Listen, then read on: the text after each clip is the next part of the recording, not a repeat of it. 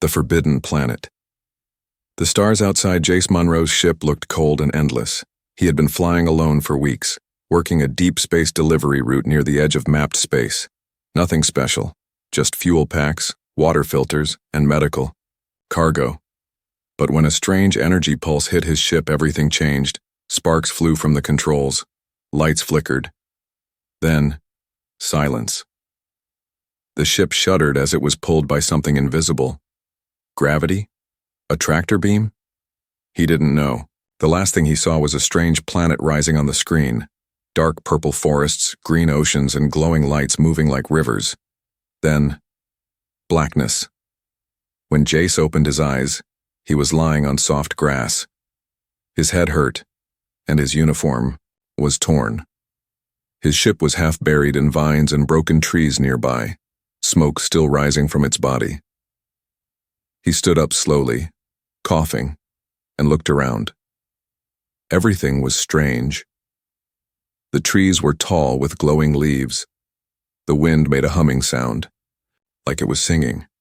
Small lights, maybe insects, floated in the air like stars, and the sky was deep blue with two suns burning faintly above. He tapped his communicator. No signal. He was alone, or so he thought. Footsteps, soft, many. Jace turned quickly. From the forest came shadows, tall figures, graceful and silent. At first, he thought they were wearing suits, but no, this was their skin, shining, smooth with colors like pearls, silver, violet, soft blue. They were all women, beautiful, alien. Their eyes were large, glowing faintly like crystals. Their hair was long and moved as if floating underwater. But it wasn't their beauty that froze Jace. It was what they did next. The tallest among them, with a golden band across her forehead, stepped forward and knelt before him. She pressed her hand to her chest and spoke in clear, soft English. "You are male. You are human. We need your help. Please." Jace stepped back. "What is this?" he asked. "Who are you? What's going on?" The woman looked up. "I am Varela. We are the Ilari. This world is not on your maps. It is hidden, forbidden. But fate brought you here." Another woman, younger and more nervous, whispered, "He looks strong. Healthy." Varela nodded. "He will do." Jace frowned. "Do what? What do you mean?" "Need my help?" The women looked at each other. Varela stood and answered calmly. "Our race is dying. We have no males left. Our bodies cannot create life alone. Long ago we tried many ways, science, cloning, bonding with other species.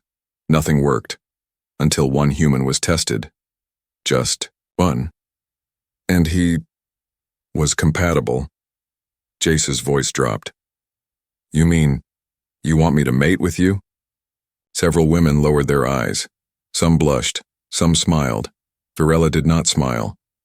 She looked serious, even sad. "Yes, but it is more than that. It is survival. It is our last hope." Jace shook his head. "This is insane. I crash here and now you want me to— What? Save your whole species?" A younger voice spoke, soft but full of emotion. "Please, we don't want to vanish. We don't want to be the last." Jace turned. A girl, no older in appearance than 20, stepped forward. Her eyes were silver and full of tears. Varela held up a hand. "Enough, Seren." Seren looked down but stayed close. Varela sighed. "You don't have to decide now. Come with us. See the truth, feel our pain, then choose." Jace looked around. He had no working ship, no food, no water, no signal. And now, a dozen alien women were asking him to save them. Not with weapons, but with his very existence. It was madness, but something in their eyes, real fear, real sadness, made him pause. He nodded slowly. "Show me."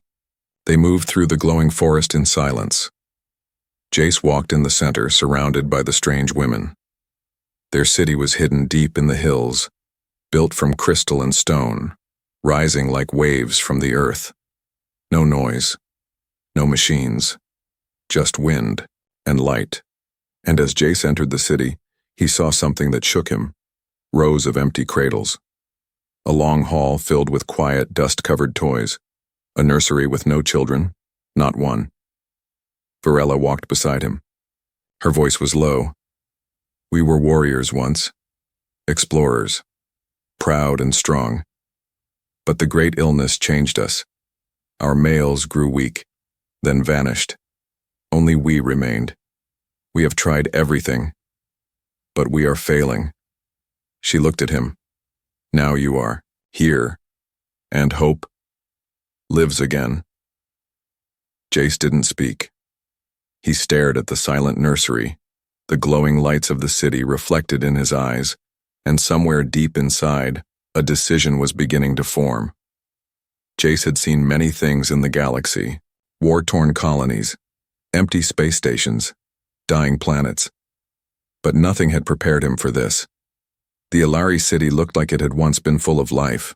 Bright towers, singing crystals, floating lights. Now, it felt like a museum. A beautiful place with no children, no laughter, no future.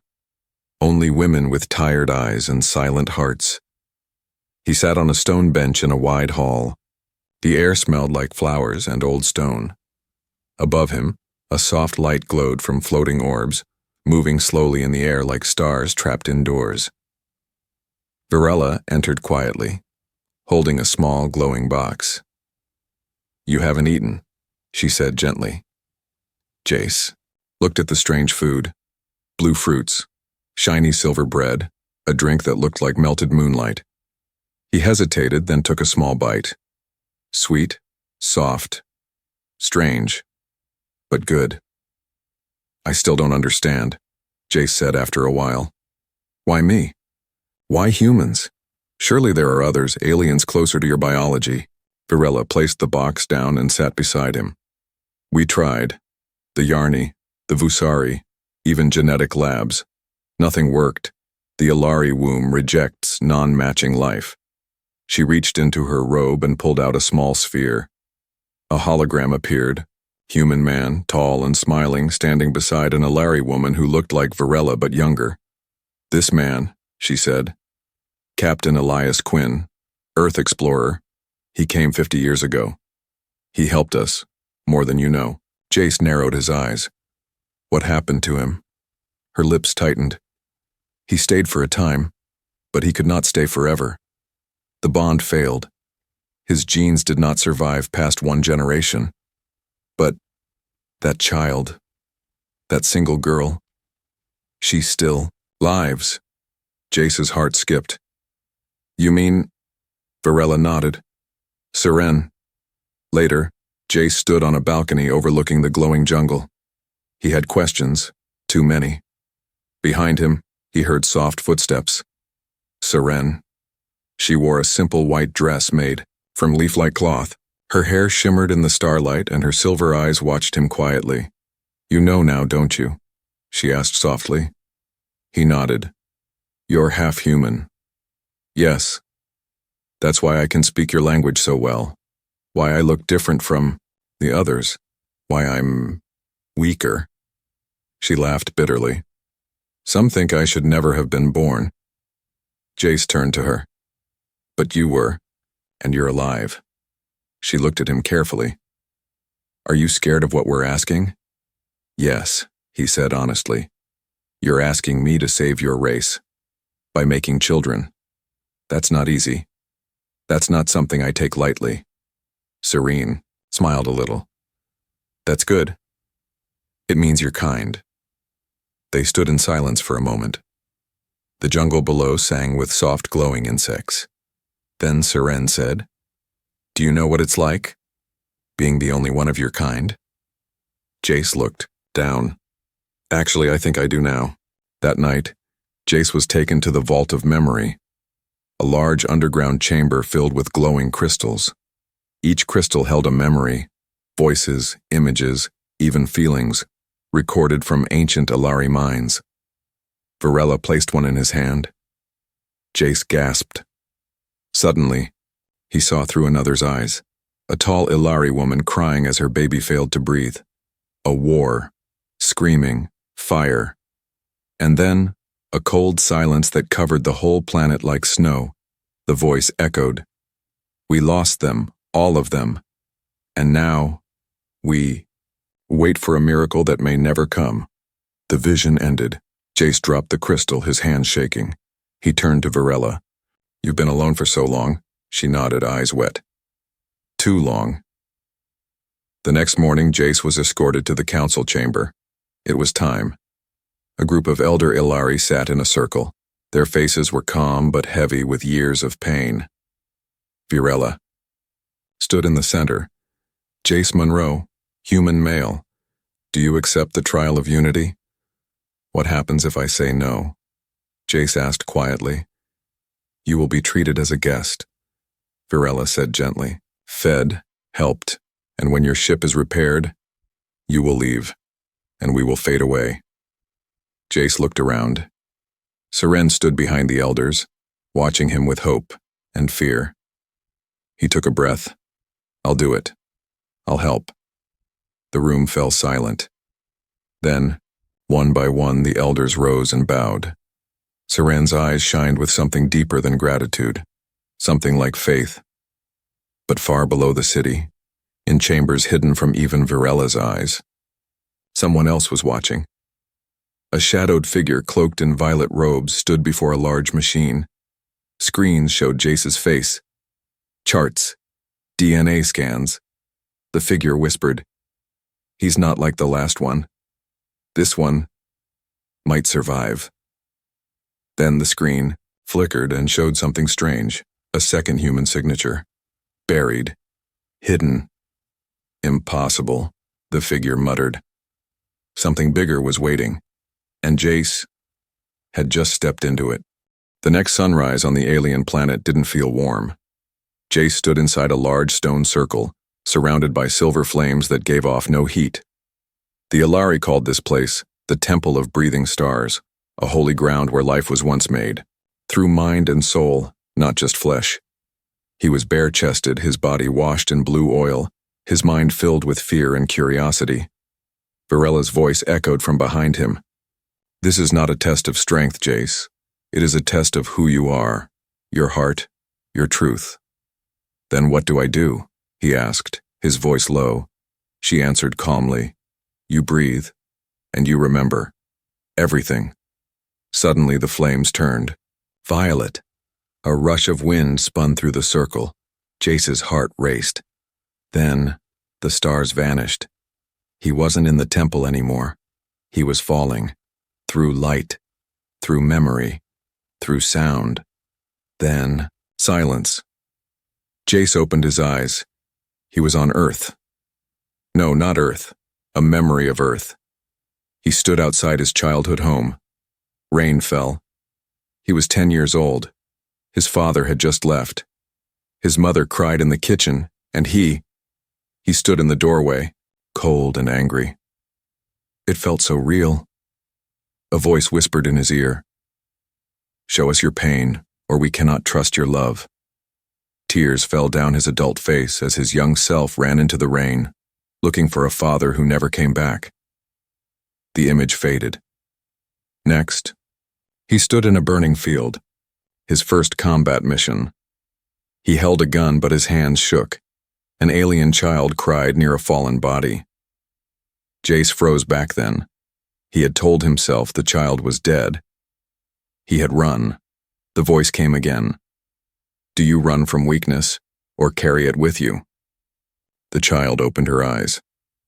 Alive, and Jace broke. He dropped to his knees. Then came darkness. Not a place, a feeling. Loss, guilt, emptiness. The voice grew louder, but it was different now. Feminine, familiar. It was Seren. I feel your pain. She whispered in the dark. Let me show you mine. And suddenly he saw her, a little girl, half human, standing in a crystal school with other Ilari children. But they avoided her, whispered about her, called her defective. She cried herself to sleep, every night. She had no father. Only the stories of the one who left, That child was her. Then, light returned. Jace found himself back in the circle. He gasped. Sweat poured down his face, his hands trembled, but his eyes were clear, more than ever before. The flames calmed, and the Ilari elders stepped forward. Virella's face was unreadable. "You passed," she said softly. Jace exhaled. "I don't feel like I won anything." "You didn't win," she said. "You revealed." That evening, Jace was taken to the House of Choosing, a tall temple with open-air walls and a single golden table at its center. Serene waited there, dressed in a deep violet robe. She stood when Jace entered. "You passed the test," she said. "Barely," Jace replied. "It showed me things I never wanted to face." She looked at him. "And yet, you faced them." They sat across from each other. A glowing orb floated. Between them, the seed light. One touch from both, and it would begin. A signal to their bodies to begin the bonding process. Not instant, not forced, but gradual. Emotional first, physical later. Consent was everything here, but Jace didn't touch it. "Before I do this," he said, "tell me one truth." Seren nodded. "Did you want this? Or were you chosen?" Her silver eyes blinked slowly. "I was chosen, yes," she admitted. "But I said yes because I didn't want to be alone anymore." Then she whispered, "And I think you don't either." That hit Jace harder than the memory visions. He reached out, so did she. Their fingers touched the orb at the same time. It glowed, white and then faded. Later that night, as they rested in separate chambers, far below in the forbidden vault, the cloaked figure watched the bonding begin on his screen. "They're compatible," he muttered. Another voice behind him asked, "What if the child survives this time?" The cloaked one didn't answer. Instead, he pressed a code, and the screen zoomed in on Jace's DNA again, highlighting something new, a dormant marker. A royal code. From Earth or something older? The man smiled. "The Ilari think they found a mate," he whispered. "But they may have awakened a king." The bonding ceremony was complete, but peace did not follow. Whispers began spreading through the crystal streets of the Ilari city. Some were excited, hopeful, others were not. Some were afraid. Not every Ilari woman welcomed Jace, and one of them was ready to fight him. Jace stood outside the healing pools, breathing in the warm air. The orb inside him still glowed faintly, a quiet warmth in his chest. His bond with Seren had started something deep, not just physical, but emotional. He felt connected, but he also felt watched. The feeling grew stronger. He turned around. A tall Ilari warrior, armor shimmering with black and red scales, stood behind him. Her face was cold, and her long black hair moved like smoke. She was not like the others. "Jace Monroe," she said flatly. "You are the one they chose." Jace nodded. "And you are?" "Nyrix, last of the Blade Guard, daughter of the Protectorate. I stood beside Virella when this world nearly ended." She stepped closer. "And now I watch her kneel before a stranger." Jace met her eyes. "You don't trust me." "No," she said simply. "I do not." Nyrix didn't ask. She ordered. She brought Jace to the Chamber of Truth, a circular room filled with floating mirrors and silent guards. In the center, a chair made of vines and light. "Sit," she commanded. "I already passed your test," Jace replied. She narrowed her eyes. "That test judged your heart. This one will judge your blood." The vines moved on their own, wrapping around his arms and legs. Before he could protest, a silver needle touched his neck. He felt nothing. But the orb in his chest pulsed. Warning. "What are you doing?" he asked. "Reading your true nature," she said. "Your soul may be kind, but your genes may be poison." A screen appeared. Ilari symbols danced, then formed into lines. Jace could read. Match, 97.6%. Fertility, high risk, unknown marker. Activated lineage, restricted code. Royal designation. Nyrix froze. She leaned closer. This code, it cannot be. Only one being in history had it. Jace looked at the screen. What does it mean? Nyrix stepped back, eyes wide. It means you are not just compatible. You are linked to our origin bloodline. She paused. You may not just save us. You could rule us. That night, Nyrix stormed into the High Council chamber. This is madness, she shouted. We let one human touch the seed light, and now the system marks him as royal seed. Do you not see the danger? Varela stayed calm. We've checked. The markers, the data is clear. He is more than we hoped for, Nyrix hissed. Or he is a mistake we cannot survive. She turned to Seren, who stood silently nearby. You, Nyrix growled. You are the proof. Half human, weak in battle, small in power. If he is your match, our future is already broken. Seren stepped forward. Her voice trembled. But did not break. I may not be strong like you, Nyrix, but I'm still Ilari, and I believe in hope. Nyrix's face twisted. Hope doesn't win wars. Then she stormed out. That same night, Seren walked to Jace's quarters, her hands shaking. He was sitting by the glowing window, looking out into the forest. He heard her before she even spoke. I'm sorry, she said softly. For what?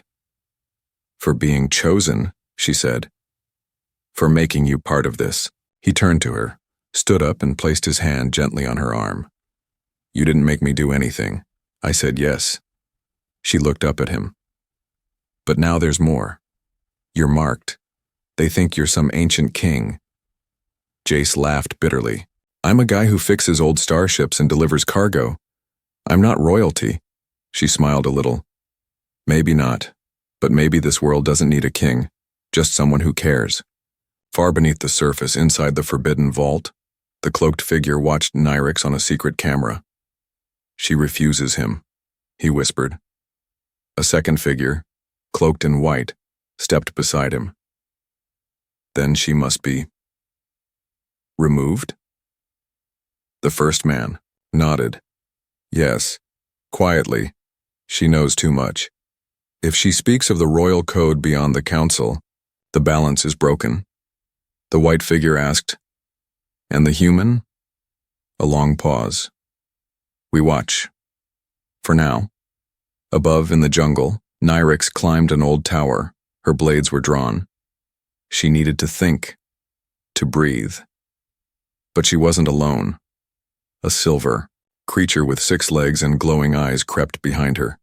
Something ancient, something deadly. It had been unlocked.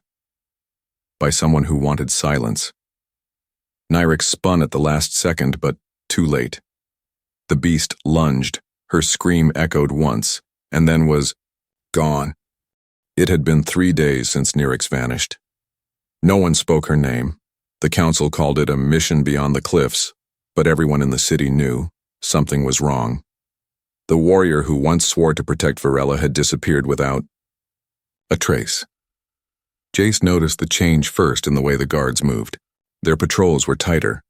The smiles were gone. Whispers followed him wherever he walked. Even Seren seemed distracted. And now he was being led to a place called the Rebirth Chamber. The path was long, winding down under the glowing city, through tunnels carved from moonstone and crystal. The walls pulsed with soft light as if alive. Varela walked ahead of him in silence. Seren walked behind him, quiet but nervous. Jace finally asked, "What is this place?" Varela answered without looking back. The sacred chamber where Ilari life was once made, not with machines, not with science, but through spirit and bond. And you want me to? What, exactly? He asked. Varela stopped in front of a giant door made of silver roots. You already began the bond with Seren, she said. Now, you must enter the rebirth chamber. It will complete what the seed light started. If your connection is true, new life will begin. Jace looked at Seren. She didn't smile. Her eyes were wide, shimmering with both fear and hope. He took a deep breath. All right, let's go. The doors opened with a low hum. Inside was a dome-shaped room, glowing from floor to ceiling with blue light. At the center, a large stone cradle, half pool, half bed. Vines twisted through the walls. Floating orbs hovered in the air, each humming softly like lullabies. It felt like a place where time had stopped. Virella whispered, "You will both enter together. If your bond is strong, the chamber will respond. And if it's not?" Jace asked. "Then, nothing," she said. "Or worse, the chamber may reject you." Jace turned to Seren. "You sure about this?" She nodded slowly. "If we don't try, we'll never know." They stepped in, together. The moment their feet touched the soft blue pool, the orbs began to swirl. The water lit up with white sparks. Jace felt something warm move through his skin, into his chest, into his bones. Serene's hand found his. They closed their eyes, and the chamber responded. It began to show them visions, not memories, possibilities. Child with silver eyes and human hair, laughing, running through Alari gardens, holding a crystal flower, speaking 2 languages at once. Alive. Then another image, the same child, older, standing before the council, the elders bowing to her, a daughter of 2 worlds. Jace opened his eyes. Tears were there, but he didn't wipe them. Seren whispered, "Do you see her too?" "Yes," he said softly. "I do." Outside the chamber, Virella watched the light from beneath the door grow brighter. "The chamber has accepted them," she said. But not everyone was smiling. One of the silent elders, cloaked in white, turned and walked away quietly. Down, down, into the lowest level, back to the forbidden vault. Inside the vault, the cloaked figure stood before the growing beast that had killed Nyrix. It was asleep again, chained in glowing vines. But its breath still steamed in the cold air. "She was a risk," the figure muttered. "Now they are inside the chamber. If the child survives, we lose control." Another voice came from the shadows. "Then we must act before it's born." The first figure nodded. "Prepare the toxin." Back in the rebirth chamber, the light began to fade. Jace and Seren stepped out of the pool. Both changed. Not in body, but in feeling. Jace didn't know if life had started yet, but he knew something else had. Purpose. He turned to Seren. "Do you feel it?" She placed a hand on her stomach. "Yes, something warm, alive." Outside, the council greeted them with silence. Then Virella stepped forward and said, "You have given us a new beginning." But as they celebrated, a quiet alert blinked on a hidden screen deep underground. A warning. Toxin Alpha 13, in transit. Target, chamber water supply. No one saw the drone flying silently across the lower tunnels. No one except a forgotten creature, a silver-furred guardian beast hidden in the cliffs. It opened its eyes and began to run. Jace woke to silence. He had returned from the rebirth chamber hours ago, but his body still felt warm, humming with strange energy. The light in his room shifted gently across the walls. Morning had arrived. But something was wrong. The city felt too still. He stepped out onto the balcony. Below, the glowing streets were empty. No laughter, no music, no movement. And then, a scream. Jace ran down the spiral steps and found Seren kneeling near the temple fountain. Her hands trembled. Her eyes were wide with fear. The water had turned black. A healer nearby shouted, "The pool is corrupted." Something entered the system. Guards were already closing the area off, but Jace didn't wait. "Seren!" He grabbed her shoulders. "What happened?" She whispered. "I came to bless the water for the child, and then I felt it. The chamber. It cried." Jace blinked. "What do you mean, cried?" She looked up at him. The rebirth chamber is alive. Not like us, but it senses pain. It warned me. That's when Varela arrived. Her voice was low, serious. Come with me, both of you. Now. They entered the genetic archives, a secret chamber known only to the Ilari High bloodline.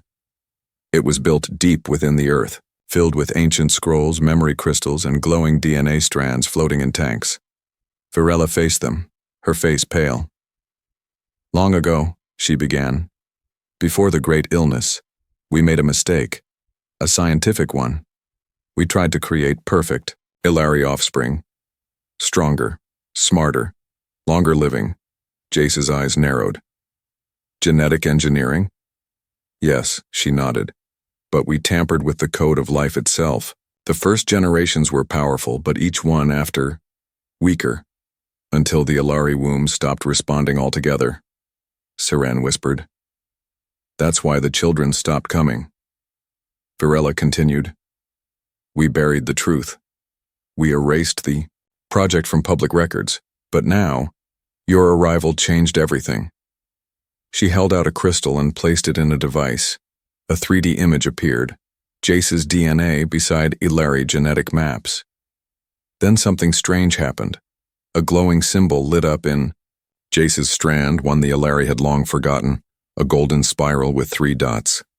Siren gasped. That's the seed mark of origin. Varela nodded. Yes, a symbol older than the Ilari. A gene only present in the first ones, who we once allied with. Jace was stunned. Wait, are you saying I'm not fully human? You are human, Varela replied. But your ancestors, they were not just from Earth. You carry a hidden bloodline, one that matches the Ilari's original design. Siren looked at him differently now, not with fear, but awe. You were never random, you were always meant to come. Meanwhile, far below, in the city's forgotten tunnels, the toxin drone glided silently through a narrow vent. Its orders were clear. Release chemical agent Alpha-13 into the rebirth chamber's root system and stop the bonding. But before it reached the final gate, snap. A blur of silver fur and claws leapt from the shadows. The guardian beast, long thought extinct, ripped the drone apart with one bite. It had followed Jace since the jungle, hidden, watching, protecting. Now, it howled. Once, a loud ancient cry, and then vanished into the dark. Back in the archives, Siren suddenly winced and touched her stomach. Something's happening, she whispered. Jace helped her sit. A soft light glowed beneath her skin. Her eyes widened. The chamber. It speaks again. Varela scanned her. Her energy is stabilizing. The bond is holding. The child lives. Then her face hardened. But someone tried to stop it. She turned to a screen. Footage showed a flash of the destroyed drone and something worse. An image of the cloaked man entering the forbidden vault. Varela's voice turned sharp. We've been betrayed. From within. That night the council gathered in secret. The footage played before them. Varela stepped forward. We no longer speak of politics, or science, or tradition. We speak of survival. She pointed at the image of Jace. This human carries the forgotten code. His child may be the first true heir of balance, Ilari and human both. 1. Elder objected. If that is true, the throne must be passed. Another muttered. It may start war with the outer colonies. Varela raised her voice. Or it may end the silence we've lived in for 100 years. Then she looked at Siren, who stood tall despite her trembling legs. And she carries our future. In the shadows of the archives, the cloaked traitor watched from a secret screen. She knows, he whispered. So be it. He pressed a switch. All across the city, hidden machines blinked to life. A last resort. If the Ilari wouldn't destroy the child, he would destroy the entire city. Alarms rang through the Ilari city. Red lights blinked inside crystal towers. The ground shook softly. A deep humming echoed underfoot. Something old had awakened. Jace stood by Seren's side in the council hall. Her hand clutched his, tighter than ever before. "What's happening?" he asked as more alarms echoed. Virella's face was pale. "The failsafes. Someone activated the extinction protocol. It was designed long ago, meant to destroy the entire city if a threat was detected.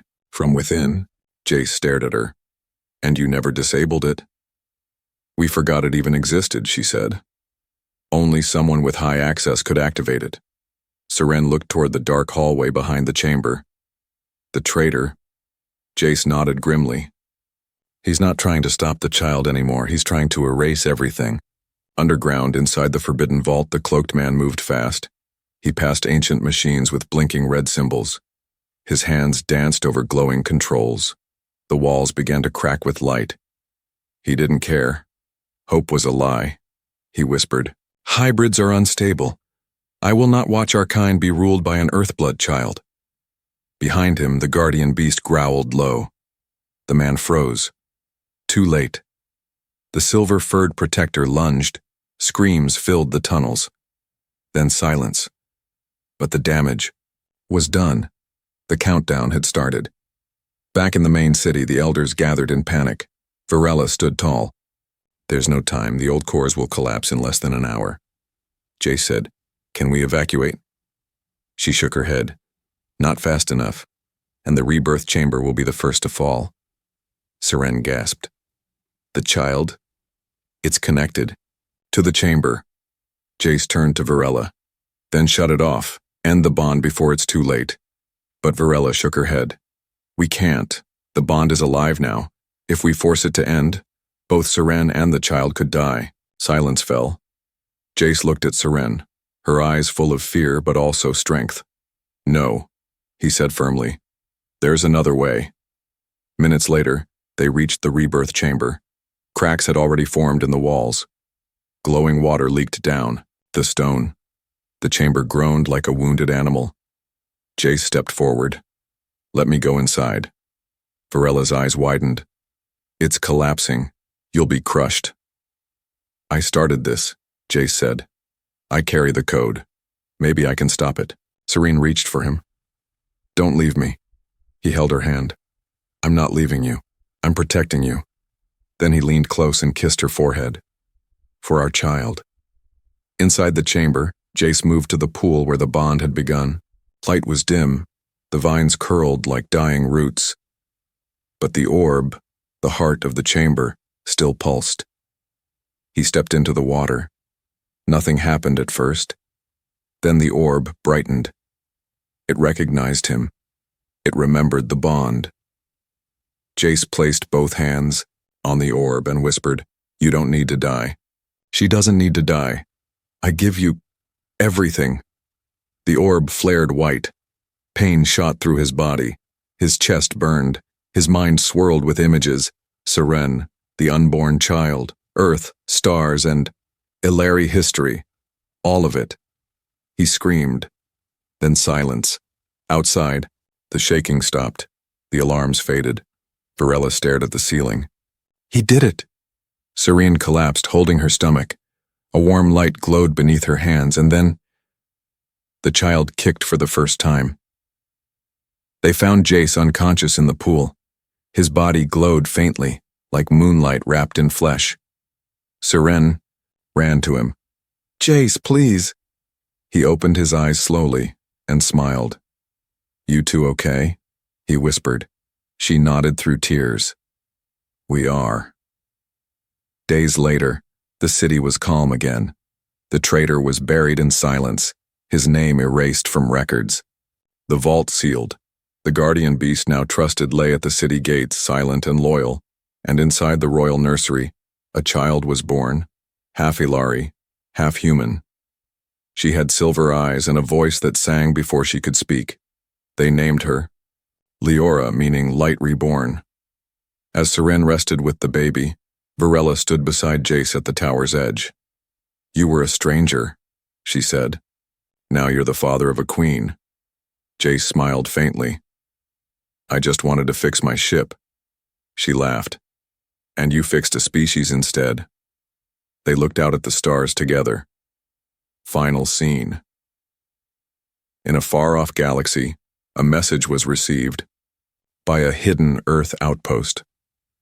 To Earth Command, the Alari live. They are no longer alone. Human blood flows in their next ruler. Back on Earth, scientists stared at the signal in silence. One of them whispered, "What have we just created?" The Andy.